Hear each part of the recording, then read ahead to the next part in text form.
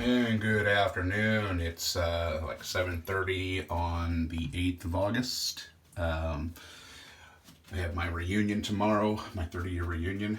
I am at 220.2, so 220 pounds. I think started this whole mess mid June, right? So I think the 16th or so of June is when I started. And from then, I'm down 18 pounds. I've been here sitting right at or just above 220 a couple of times in the last like week and a half, 2 weeks. I'm kind of fluctuating between 220 and 225. I'm still taking the supplements and the naproxen, which tends to have my blood sugar a little bit higher. Gout seems to be cleared up. I do have a bruise on that bone, right on the point. It, if you touch it, it's sore, but it periodically it hurts a little bit around it. As long as I'm taking the naproxen, that seems to keep the swelling down. If I don't, it starts to swell up a little bit.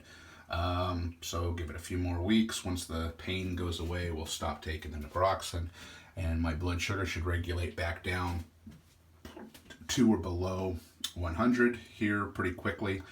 I did add the leafy greens, so that's I'm sitting there at about between 6 and 10 cups of leafy greens per meal, and I blend that, and I just blend it in the blender and make it like a soup.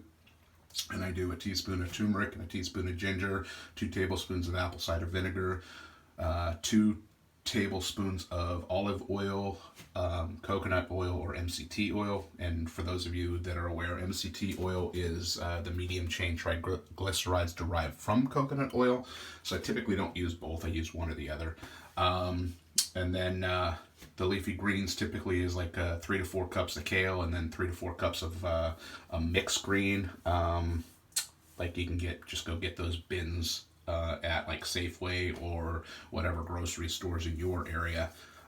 They have the mixed salad greens, herbs, or whatever.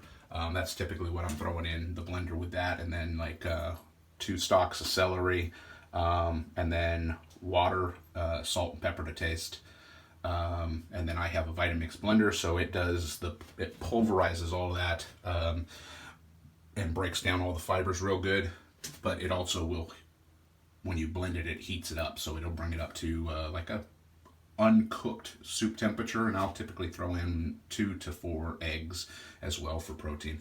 But the bringing it up to a soup temperature, it doesn't kill all the phytonutrients that are in there, because it's not bringing it up. I think it's 180 degrees or higher. It starts to kill off the enzymes and things in your vegetables. So I think this keeps it down below 100 and like 110 or 115. I don't even know. I haven't checked the temperature, but it's not very warm. It's, hot to touch in the mouth, but it's not like scalding hot. It's not even hot as my coffee.